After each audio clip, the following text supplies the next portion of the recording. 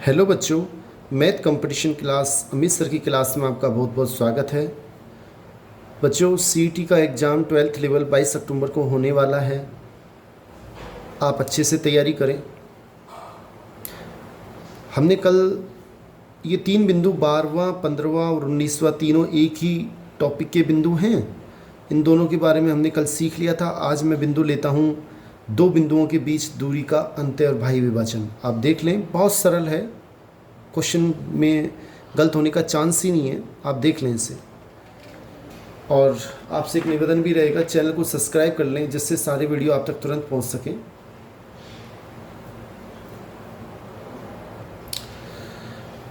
बच्चों, ये सबसे पहले इसके महत्वपूर्ण सूत्र के बारे में जानकारी ले लें। दो बिंदुओं के बीच दूरी का अंत्य और बाह्य विभाजन का सूत्र क्या होगा? हमें दो बिंदु देगा, P और Q, उनके निर्देशांक दे देगा।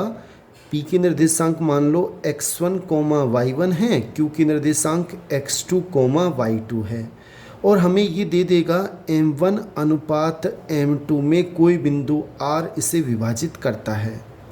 अब हमें R के निर्देशांक ज्ञात करने हैं। R के निर्देशांक हम कैसे ज्ञात करेंगे? उसके लिए सूत्र है m1 x2 plus m2 x1 बटा m1 plus m2 comma m1 y2 plus m2 y1 बटा m1 प्लस m2। और यही बिंदु R अगर PQ को बाह्य विभाजित करे तो प्लस के स्थान पे बस माइनस आ जाएगा। सूत्र ऐसे कैसे रहेगा? बच्चों, इसके बस एक ही सूत्र आपको याद रखना है। क्वेश्चन निश्चित सही होगा, गलत होने के चांस ही नहीं है। 2 या 3 तरीके से क्वेश्चन बन सकता है, आप देख लें उनको। पहला, उस बिंदु की निर्देशांक ज्ञात करो जो बिंदु इतने और इतने को जोड़ने वाले रेखाखंड को 3:1 में अंत्य विभाजित करे। हमें दो बिंदु P और Q दे रखे हैं, R के निर्देशांक निकलवा रहा है और ये भी दे दिया ये 3:1 में विभाजित करता है। कैसे करेंगे? R के निर्देशांक बहुत आसान है, इसको गुणा करना है इसके पहले से आगे, है ना। 3 को, ये m1 है, ये m2 है, तो m1 x2 यानी 3 गुणा 8 प्लस इसको गुणा करना है इस पहले वाले से 1 गुणा 4 m1 x2 plus m2 x1 बटा m1 प्लस m2 3 प्लस 1, ऐसे ही कॉमा m1 y2 यानी 3 गुणा 5 प्लस 1 गुणा -3। दो चिन्ह एक जैसे लगातार नहीं लिख सकते बच्चों कि गुणा लिख दिया माइनस लिख दिया, इसलिए हमने इस चिन्ह को ब्रैकेट में लिखा, -3 को, बटा वही 3 प्लस 1, 3 8 24 प्लस 4 एकम 4 बटा 3 प्लस 1 4, ऐसे ही 3 5 15, -3 को जब 1 से गुणा करेंगे तो -3 आएंगे, 3 प्लस 1 4, 24 और 4 28, 28 में अगर 4 का भाग देंगे तो 7 आएंगे, 15 में से 3 गए तो 12, 12 में अगर 4 का भाग देंगे तो 3। ये हमारे बिंदु R के निर्देशांक ज्ञात हो गए। बड़ा आसान है। नेक्स्ट क्वेश्चन देखें आप। दूसरा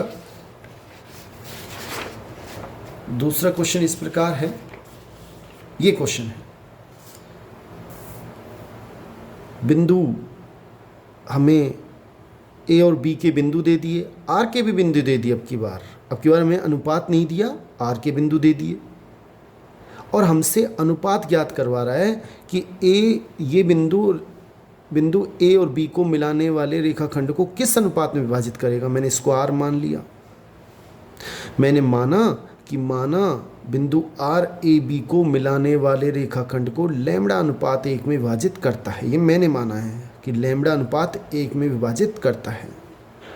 अब हम सूत्र लगाएंगे। R के निर्देशांक हमें दे दिए लेकिन हम खुद निकालेंगे, फिर उनकी तुलना करेंगे।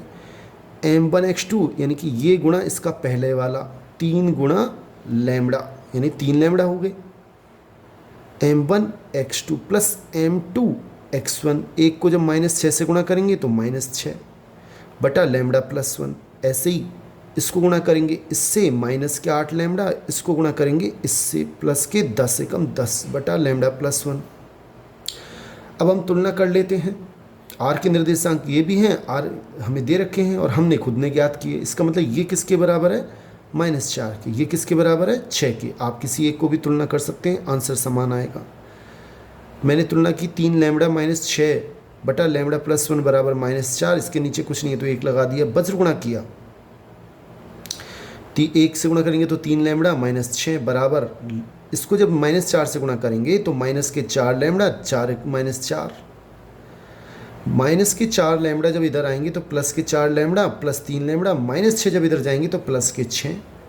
फिर सुने, माइनस के 4 लैम्बडा इधर आएंगे तो प्लस के हो जाएंगे, और माइनस के 6 जब इधर जाएंगे तो वो प्लस के हो जाएंगे।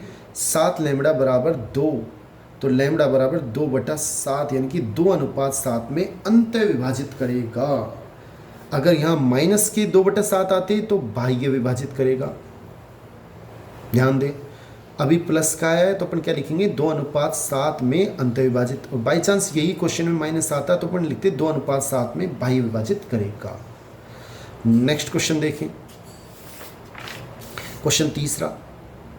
बिंदु इतने इतने को जोड़ने वाले रेखाखंड को y अक्ष किस अनुपात में विभाजित करेगा?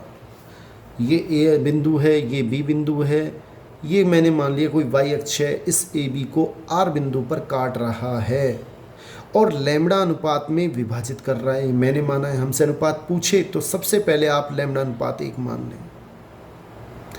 अब लैम्बडा अनुपात 1 में विभाजित कर रहा है तो इसके आर के निर्देशांक हम खुद निकाल लें। पहले इसको गुणा करेंगे इससे, माइनस के लैम्बडा, 1 को गुणा करेंगे आगे वाले से प्लस के 5 बटा लैम्बडा प्लस 1 कोमा, इसको गुणा करेंगे फिर अगले वाले से माइनस के 4 लैम्बडा माइनस के 6 बटा लैम्बडा प्लस 1।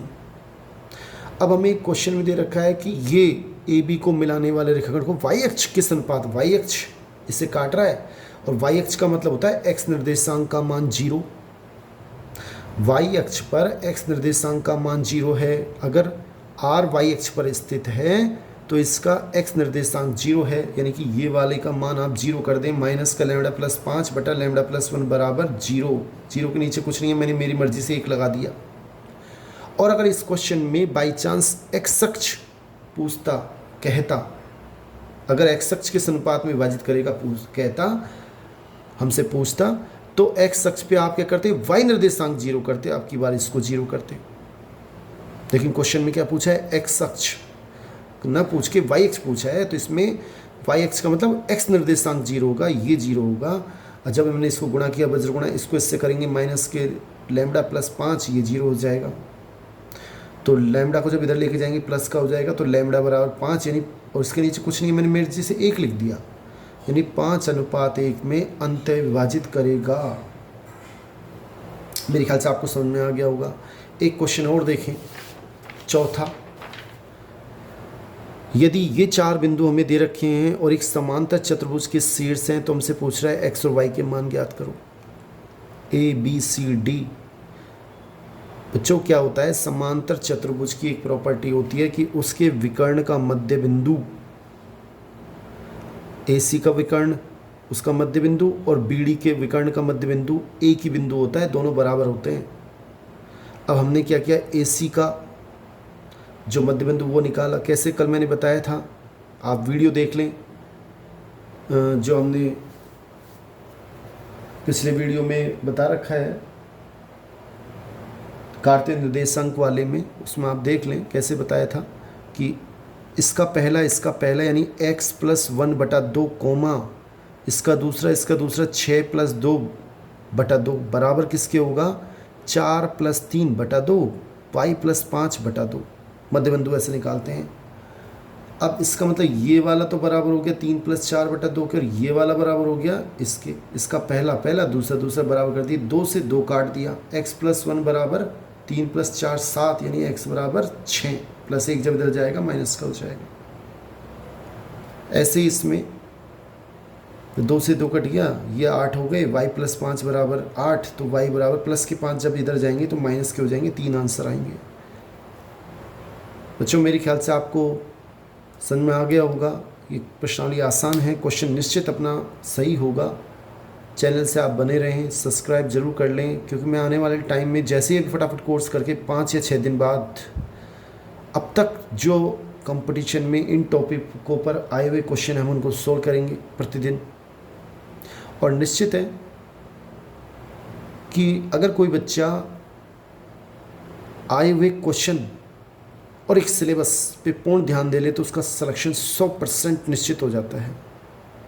बहुत बहुत धन्यवाद बच्चों। चैनल को फिर कह रहा हूँ सब्सक्राइब करें। थैंक्स।